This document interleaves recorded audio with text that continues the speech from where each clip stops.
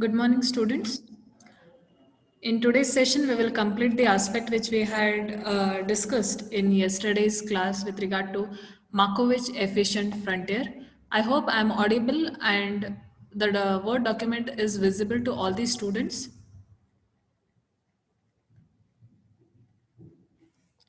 So in yesterday's session, we had discussed with regard to risk as well as the expected return and what is an efficient portfolio.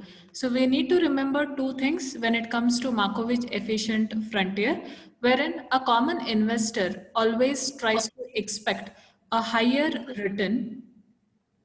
ಯಾಕೆ ಸ್ವಲ್ಪ mute ಆಗಿರ್ತೈತಿ ನಂದೆ. I request all the students to mute your audio as well as the video so that we don't have any disturbance. With regard to Sushmita and Trupti, please mute your audio. So as we were discussing in yesterday's session, wherein for a given level of risk, an individual investor always expects a higher return. And for a given level of expected return, an investor always expects that the risk has to be very low. And that we have tried to elaborate better. And I hope students have followed it in yesterday's session. And when we consider this particular table, we get to know that the portfolio that is A, B, C, and D is an efficient portfolio in comparison with that of E, F, G, H, and I. Okay.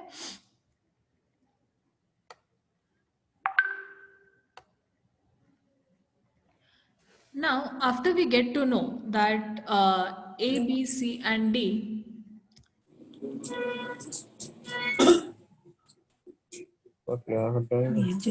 A, B, C, and D is showing a higher return that is called as efficient frontier. So it is basically the portfolio which is offering us the highest return for a particular level of risk, that we call it as an efficient portfolio.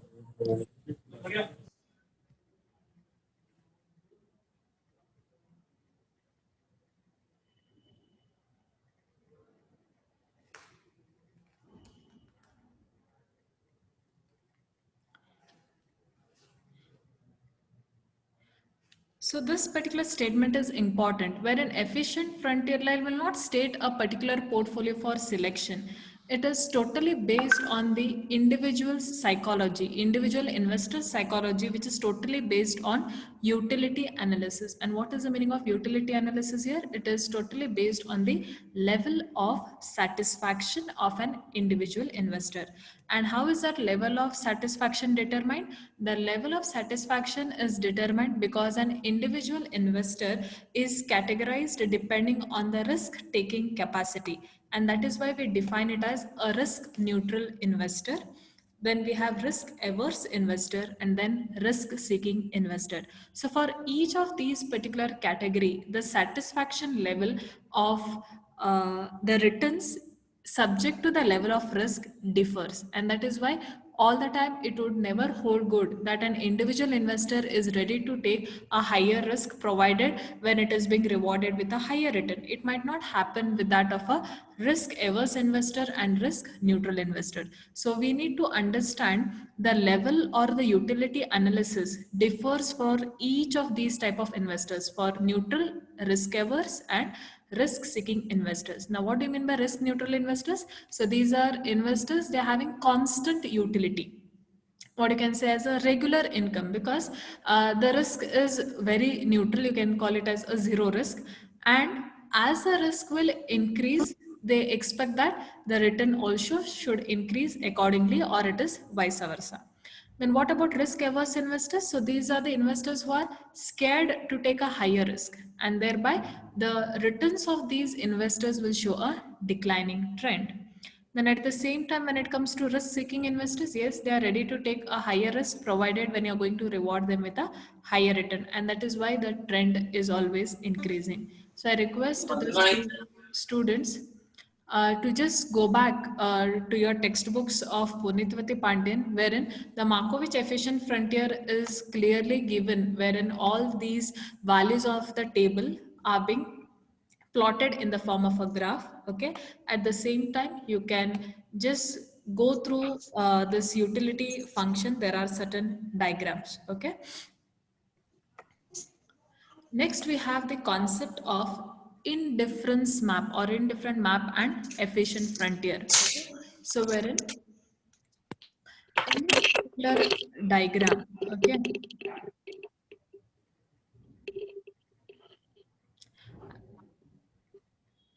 Shilpa and Shraddha, please mute your audio. There is a lot of disturbance from that side.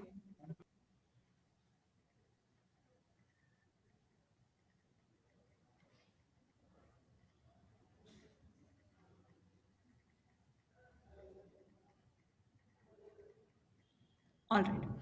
Now we will try to compare this indifference map and that of the efficient frontier. As we said, efficient frontier is nothing but for a minimum risk, an individual who is ready for a highest return, that is called as efficient frontier. So now when you see this particular graph, I'll try to use this annote to make it more clear.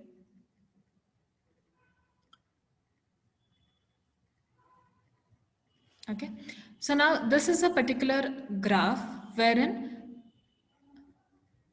I'll just add the participants.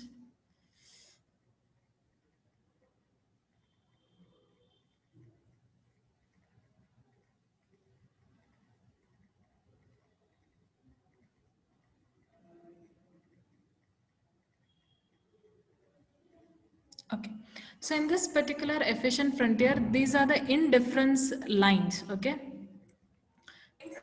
here you're having I1, then we can name this as I2, then this would be I3, and this is I4. So this diagram, you will find it much more, you'll have clarity in the textbook. Okay, so these are the indifference line which is moving from I1 to I4, and that is why it is saying that the efficient set of a portfolio depends on the attitude of investors risk and return. So that attitude may be risk averse investors, or it can be risk seeking investors, or it can be neutral investors. Okay, and that is why the utility of the investor in a portfolio moves. So this is nothing but the satisfaction level moving from I1 to I4. Okay, and here it is saying that which is an efficient frontier in the indifference map. Okay, now here if you see, you are having I2. Okay, and if you can see this particular peak which is touching this particular capital market line, you can say, for that matter. Okay, so this is the line wherein it is saying that it will achieve an efficient frontier. Okay, let us take this as point R. Okay, and we will assume these 2 points which is given in the statement as T and S. Okay, so why there is an efficient frontier at point R and not at point T and at point S? Because when you are able to see here, okay, now when you just try to join this here, okay, and we will name this as the X axis as risk. Okay, and as far as the y-axis is concerned, it is considered as return. Okay, fine. Now this is a peak which is going to touch. It means for a minimum level of risk, an individual investor is able to fetch up with the higher returns. Okay, but the same, though we are having this particular curve, it is not attained at point T or at point S. It means here the risk is very low and you're getting a constant utility, and here you're having a higher risk, and that is why the peak of point R is considered to be a point of efficient portfolio which is attained in this particular indifference map or the utility analysis. Okay, and that is why TNS are attainable portfolio which maximizes the utility of investor at minimum risk, and that is an attractive portfolio for investors. Okay, so even though T and S are falling in that particular curve of I2, but compared to T and S, R is more efficient because for a minimum level of risk they are getting a highest return in comparison with T and S.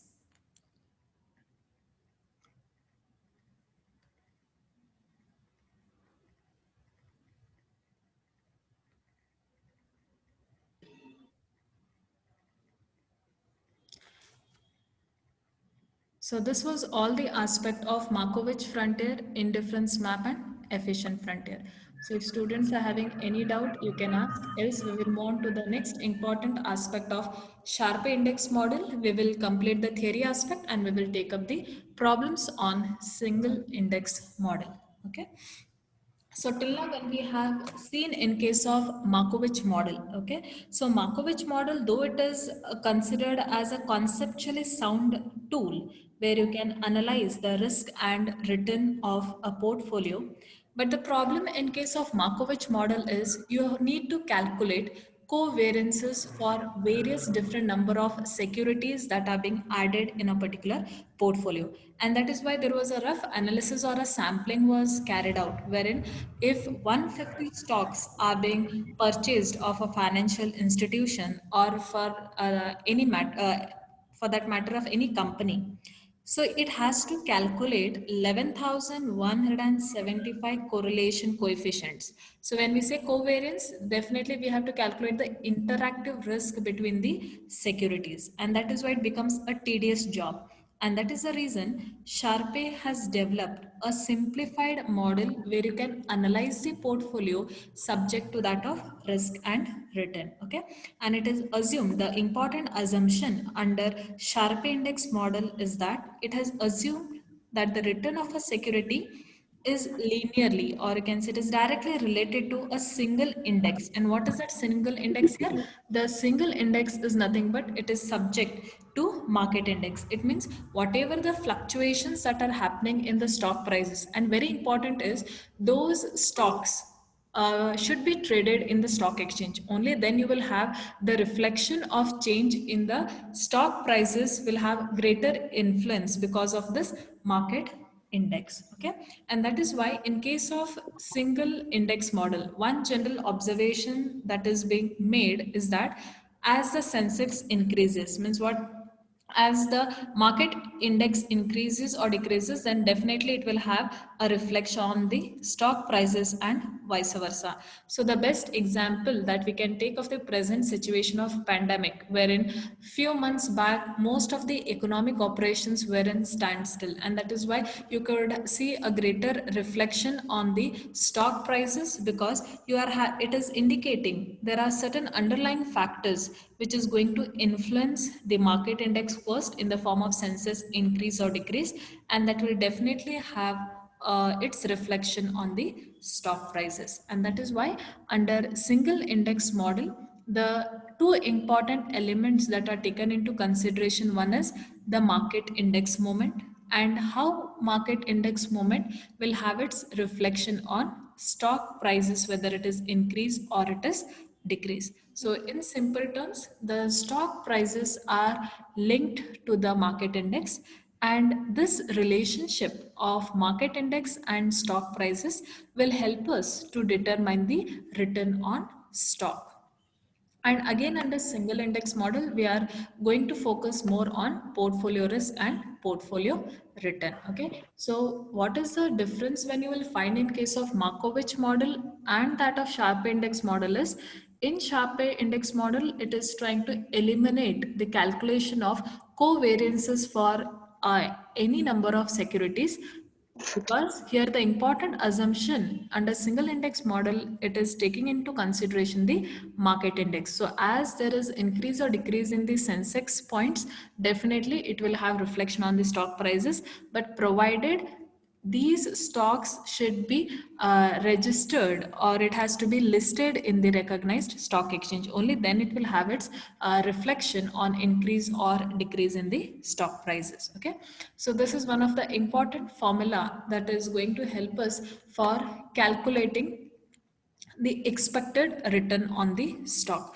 Now let us understand what are the different variables, because we are having the terms called as alpha coefficient, you're having beta, then you have market index, then you have the term called as error term. Okay, so we will understand what is the meaning of each of this particular component. Okay.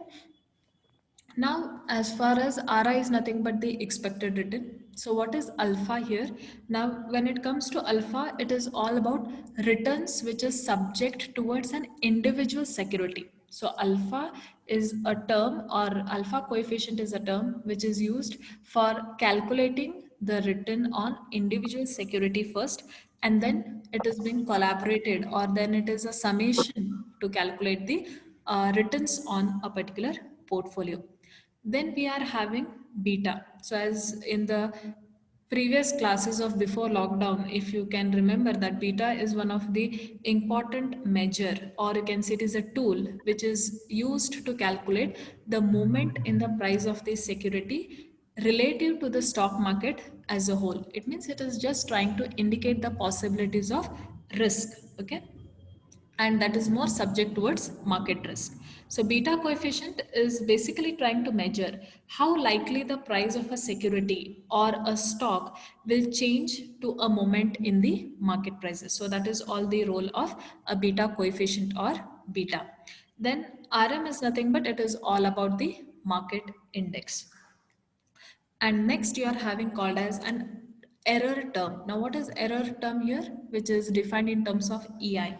Now error term, it is going to represent the way the observed data is going to differ from the actual population. So you're having actual population, then you're having sample population. So error term is more subject to, it is representing the way observed data are going to differ from that of the actual population.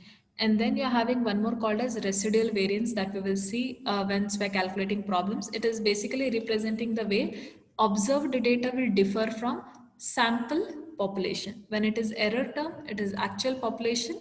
When it comes to residual, it is all trying to speak about sample population. Okay.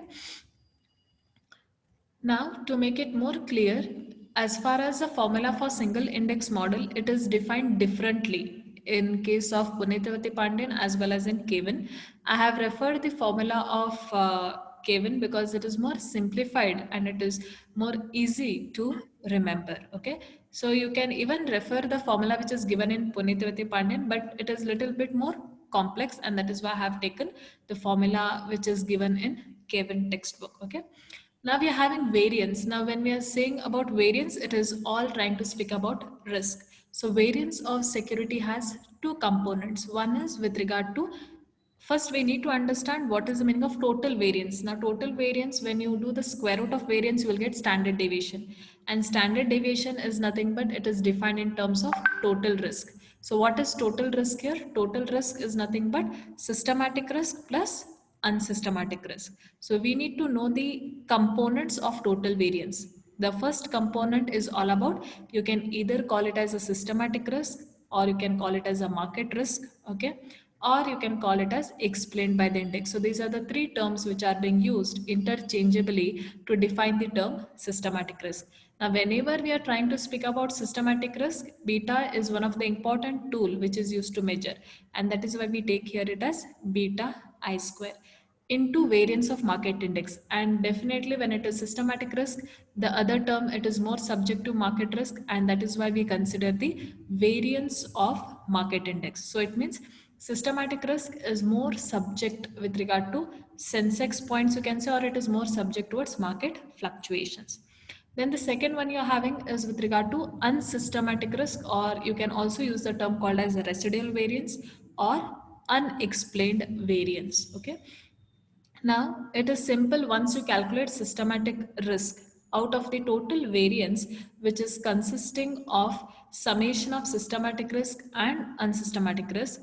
If you calculate systematic risk, you can easily calculate unsystematic, which is nothing but total variance minus systematic risk. That is EI square. So this residual variance or unsystematic risk is symbolically represented as EI square. So that is equal to standard deviation I square. This is nothing but total variance, or you can call it as the total risk minus systematic risk, that is beta I square into standard deviation.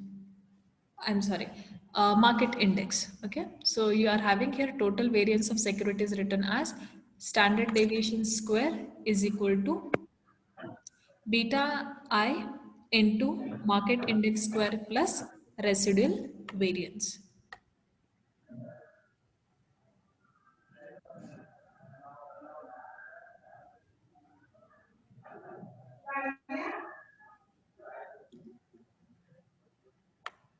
So I would not repeat again and again for students to mute your audio because there would be lot of disturbance because the session is being recorded. So later on when you try to just go back and revise it, then it would be disturbance to you. Okay. So please take care of it to mute your audio when you join. So now we will understand wherein we can measure the portfolio return and risk under single index model. Now under Sharpe or it is single index model, there is total elimination of calculating covariation or for that matter correlation coefficient because here it is assumed that the returns are more subject towards the market index. So here we are basically going to focus with the coefficients of alpha, beta, then we have with regard to market index, and then we're having residual variance. So these are the terms that we will be identifying when we want to calculate portfolio return and portfolio risk. So again, here the portfolio return is definitely going to be the summation of weighted average of specific returns. Here also we are going to use the proportion of investment that is being done towards each of the individual securities, and collectively we are going to find the portfolio return. So first one is weighted average of specific returns. Okay. So this is important here, weighted average of specific returns, and then weighted average of the market related returns of individual securities. So here we are considering specific returns or individual returns is all about alpha. Okay. And here we are going to take beta into market index. So portfolio return is going to be the summation of weighted average of specific return and the weighted average of market related returns of individual securities, and the summation will give you the portfolio return. Okay. So the expected return of a portfolio may be taken as portfolio alpha plus portfolio beta times expected return. So this is what is the collective of portfolio return. One is individual securities and one is about market returns, taking into consideration the factor of beta. Okay.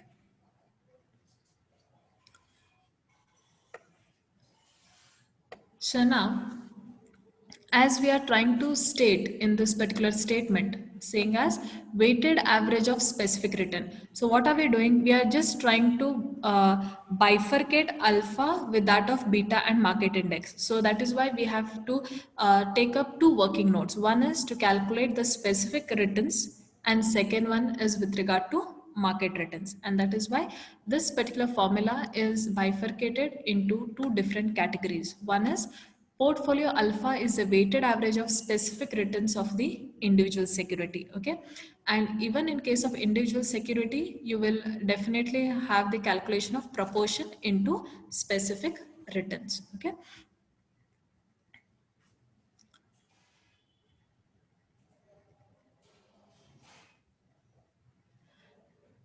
So alpha P is equal to weighted average. That is, WA is nothing but weights, proportion or percentage of investment that is done towards individual securities into alpha I. Okay. So WI is nothing but proportion of investment in case of individual security, and alpha is specific return of an individual security. So this is going to be note number one. Next, you're having note number two as portfolio beta is a weighted average of beta coefficients of the individual security. So here also you're having proportion into that of beta coefficient of individual security. So once you calculate separately note number one for alpha as well as that of beta, then collectively the values which you arrive for alpha as well as beta, you're just going to substitute in order to calculate the expected return from a portfolio. The same goes with that of a portfolio risk. So this portfolio risk is being measured through variance of portfolio returns. So this variance, if you make root of variance, you will get the portfolio risk or the standard deviation. Now here also in case of portfolio risk, it is the weighted average of market related risk again of individual securities again plus the weighted average of specific returns of individual. So to what extent you have the calculation for expected return, in the same way you have the calculation of weights which subject to specific return as well as that of the market risk for a portfolio risk calculation. Here also we are going to bifurcate this particular formula for calculation into different terms, in terms of note number 1 and note number 2. So this is beta of the portfolio into market index, variance of market index, plus summation of the proportion or the weights into residual variance. Okay. So if you are clear with the formula and how are we going to calculate, then we would go with the first problem on single index model. If students have any doubt up till here, you can just put that into the chat box. If not, I would proceed with the first problem on single index model. So if anybody can just say that I can move ahead, or shall I proceed with the first problem on single index model?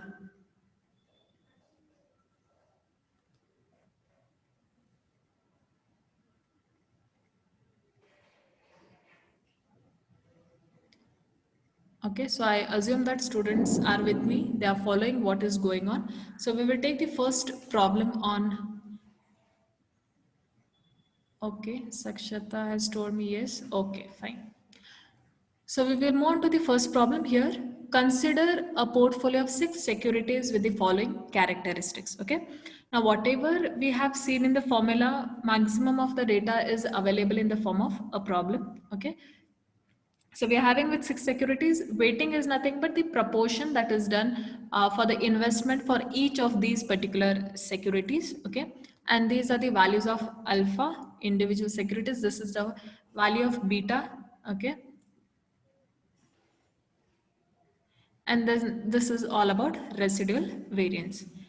Assuming the return on market index to be 14.5%, okay, and the standard deviation of return on market index to be 16%, calculate the portfolio return and risk under single index model. Now we have to be very careful when we are going to read this particular statement. At certain point of time, if it is variance, we have to straight away take the value.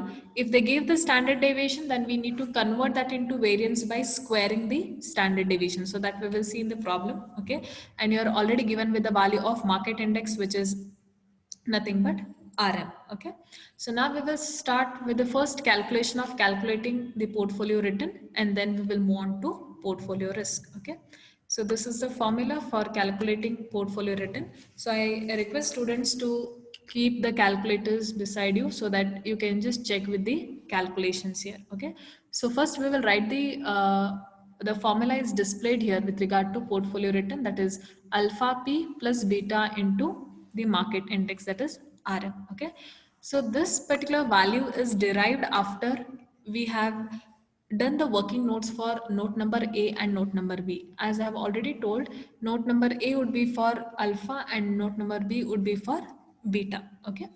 So now what is alpha P? Alpha P is going to be you're assigning weights for the individual securities that is given here. So we are going to calculate for 6 securities. So it is going to be summation here. So that is 0.1 into minus 0.28 plus 0.15 into 0.76. So on, we are going to do it for 6 securities. So that you can see here. This is the calculation wherein we have taken the weights for the individual security subject to that of individual security of alpha. Okay. So after this, we derive the final value, which is nothing but 1.0555. Okay. So this is the value of alpha p. So it is better you do the working note so that directly you can just substitute the final values here. Okay. And in the same way, when it comes to beta, we have again segregated that weights into beta, that is 0.10 into 0.91, and summation of it for the 6 securities or for any number of securities that is given in the problem. Okay. So here you can see the calculation 0.10 into 0.91 plus 0.15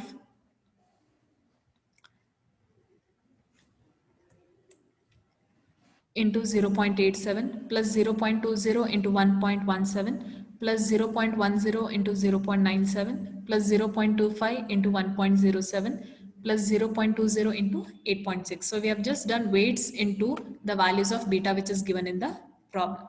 Okay. And then after summation, you will get the value as 0.992. So that value we have placed it here, 0.992. And what is RM? RM is given here saying, assuming the return on market index to be 14.5. So beta into,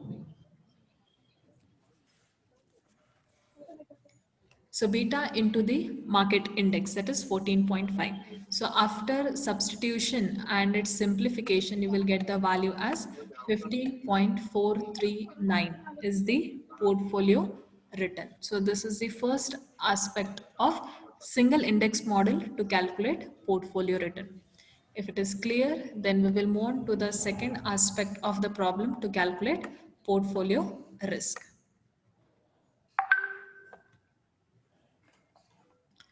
So if students are clear up till here, then we will move on to calculation of portfolio risk.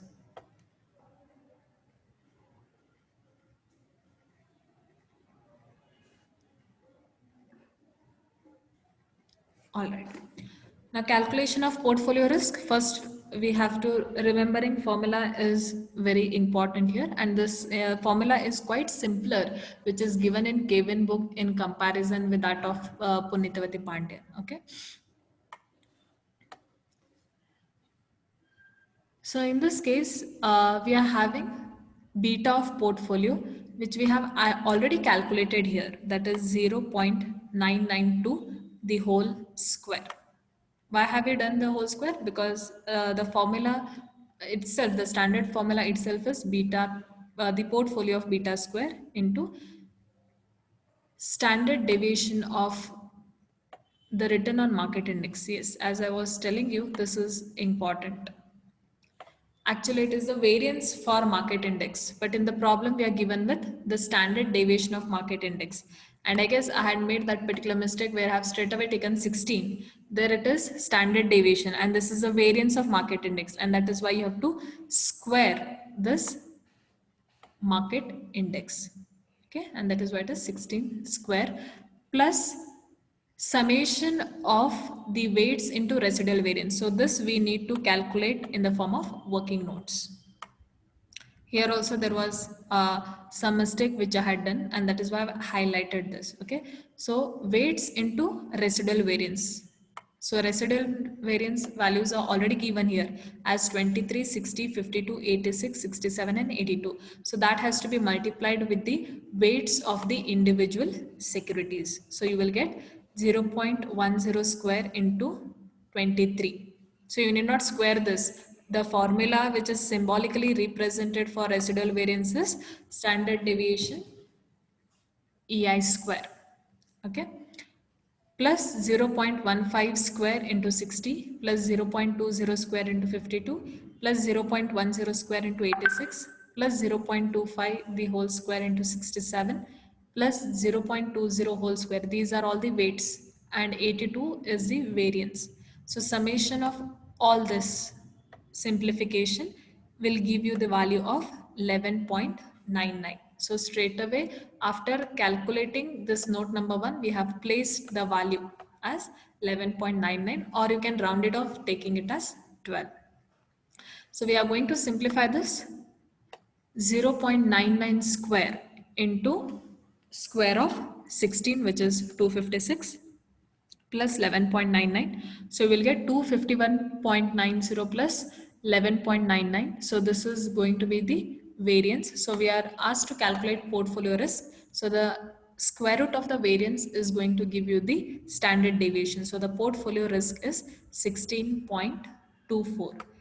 So with this, we get to know that the portfolio return is 15.43 and portfolio risk is 16.24, which is practically not feasible where an individual investor is going to incur loss, actual loss, which is going to be into negative. Okay.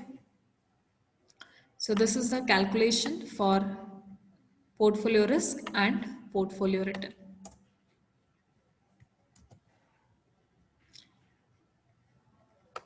So I'll just summarize what have we done here. We have split this particular formula into two working notes. One is to calculate alpha value for the portfolio and one more is that of a beta. Okay. And then for portfolio risk also we have bifurcated. We need not we need not bifurcate for this value because you will get this value when we are supposed to calculate portfolio return.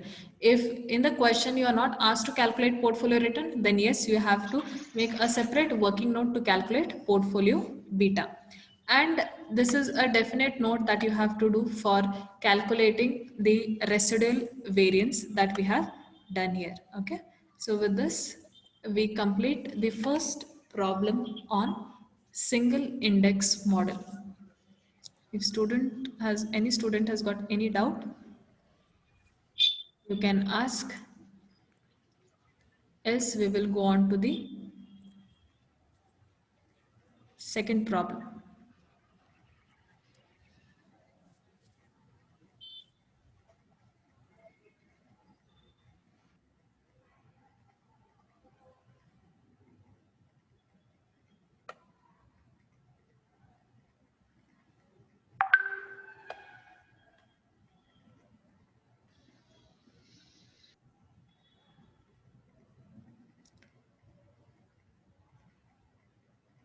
Okay, last note.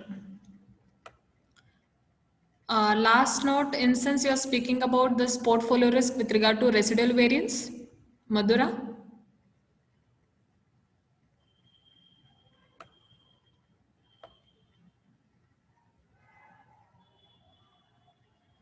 Okay.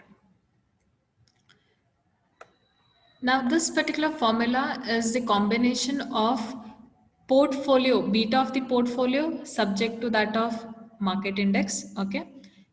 And this is all about residual variance. It is nothing but this portfolio risk is a combination of systematic risk as well as unsystematic risk. Now the second portion of the formula is trying to speak about unsystematic risk or which is not subject to market. Okay. So what are we doing here? The formula says summation of the proportion of the weights which are being assigned to each of the residual variance. Okay. Now in this particular table you are given with the weights, you are given with the residual variance. So we are going to use this column of weights and we are going to use even this column of residual variance. Okay. So what are we going to do? As the standard formula here itself is giving that we have to square the proportion into the residual variance. So 0.10 square into 23. This is for the first security. Then for second security, you're having 0.15 square into 60 plus 0.20 square into 52 plus 0.10 square into 86 plus 0.25 square into 67 and last one is 0.20 square into 82. So once you try to simplify each of these values, for example, 0.10 square into 23 will give you 0.23. And the same you are going to simplify individually for each of these particular securities. And then you will get the value for unsystematic risk or which is not subject to market. And that value you're going to insert here because when we are calculating portfolio risk, it is always going to be a combination of systematic as well as unsystematic risk because it is going to be at the total risk. Okay. And that is why we arrive at the value of 11.99 or you can round it off to the value of 12.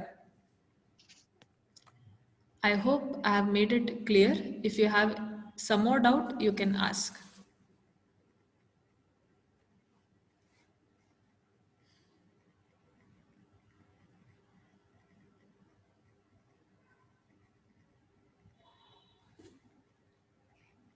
All right.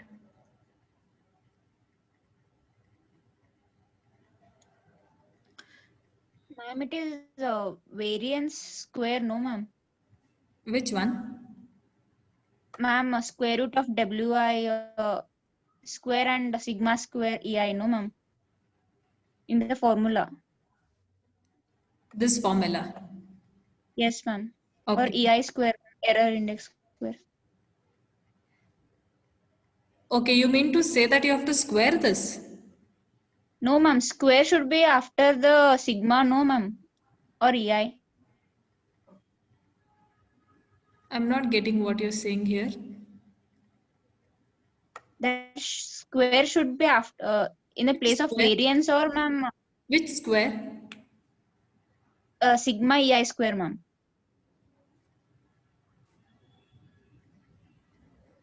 You mean to say it has to be here? No, ma'am. After the variance. Just a minute. Okay, Like this. I got it. I got it. What you're saying. Yes, ma'am.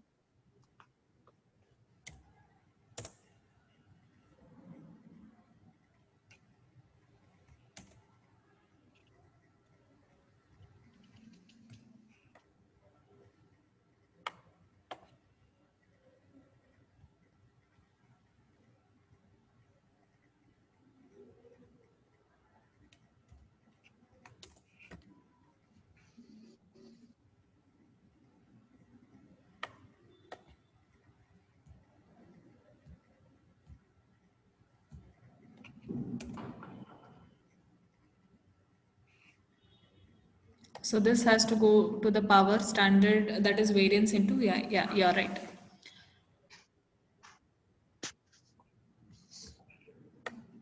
So we will move on to the second problem of single index model. The data for 4 stocks are given. The data result of correlating returns on these stocks with the returns on the market index. Okay. Now here also we are given with 4 securities called as A, B, C, D. We are given with the values of alpha. We are given with the values of beta as well as that of residual variance. The market index is expected to have a return of 17.5. So this is all about market index and a variance of 28%. If you observe in the previous problem we had standard deviation of market return, but here it is variance. When it is variance, you can straight away take it as 28. Again, you need not square it because already they have given us the variance. If here it is given standard deviation, then you need to convert that into variance by squaring it. Now here the question is, which single stock would an investor prefer to own from a risk return perspective? Now whenever we are going to choose, always we try to compare risk with that of return. So that is what is asked as to which single stock an individual investor will prefer. Definitely an individual investor is going to prefer that particular security or stock which has got a highest return in comparison with that of a low risk. Okay, so first we are going to calculate the expected return, we are going to calculate the portfolio risk, and then we are going to divide return with that of risk, and then we are going to find out which is that particular stock or the security which is going to give us the highest return. So first we are going to calculate the portfolio risk for each, portfolio return for each of these particular security under single index model. So you're having with the alpha value. So we are calculating it separately for individual security because here the question is which single stock. It is not speaking about portfolio return here, but here it is trying to tell us which security or which single stock are we going to choose in relation with that of the risk return relationship. Okay, and that is why we have split in terms of individual stock or security. So here we are already given with the values as alpha minus 1.50 plus beta is 1.25 into the market index is 17.5. Okay, in the same way we have going to substitute this for all the 4 securities. So students can just cross check whether the values are correct. Okay, you have to just make this particular correction. You have to just take this as variance into EI, that is error term. Okay, so that change, I'll just do it in the document later. Then you're going to calculate the portfolio risk.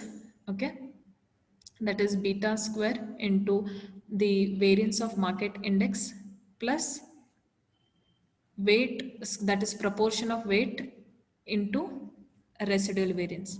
Now it is very important. I have written 2 formulas here, and in this particular formula you're missing with the weights. Now this is important. Now if you just look in this particular problem, nowhere you're given with the proportion of investment that is done for each of the securities. But if you could have observed in the previous problem, we have considered weights as base for each of these particular security investment. Okay.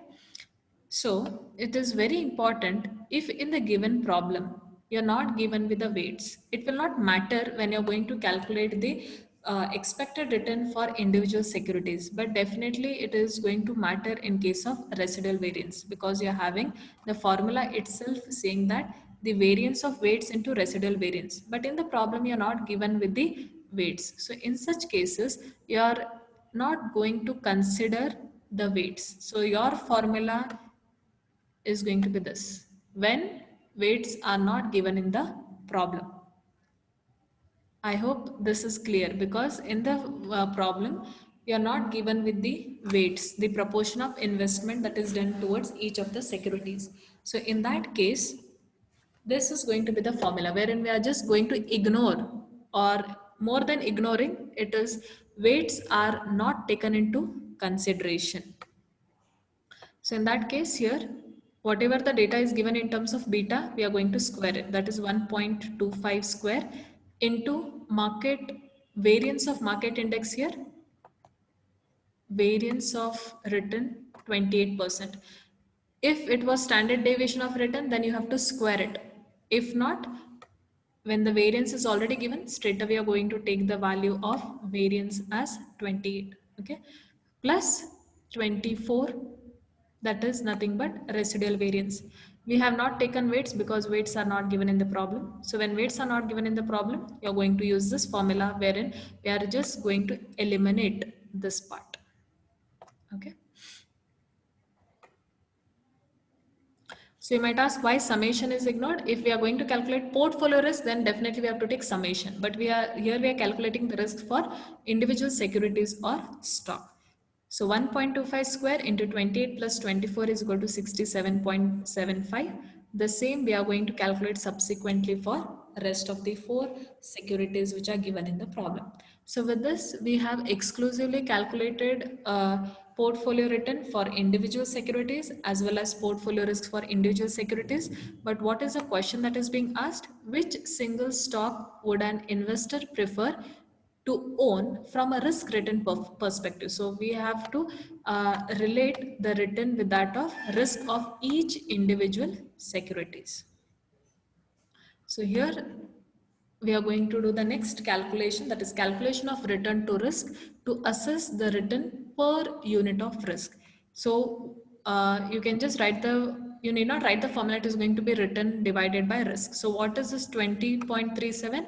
We have derived it from calculating the expected return, that is 20.37. And what is the risk for the security or stock A? It is 67.75. So you derive it as 0.30. Okay, so this is going to be for per unit. In the same way, you're going to take for security B. The expected return is 27.87 and the risk is 107.50. So you will get the value as 0.26. The same case for security C, 13.37 divided by 49.33. You will get the value as 0.28. Next, you have 16.23 divided by 45.68. You will get value as 0.35.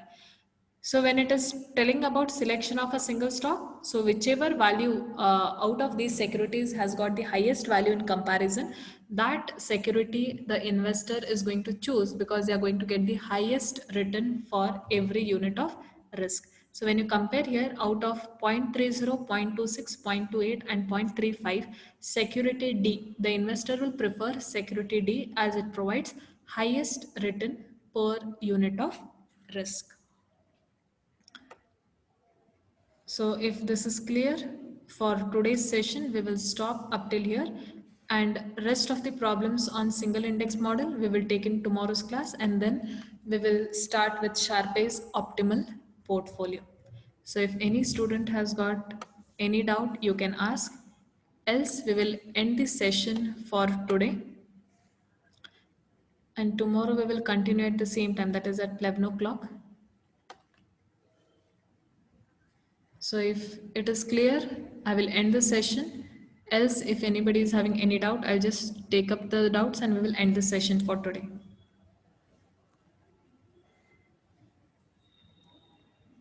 So shall we end the session for today?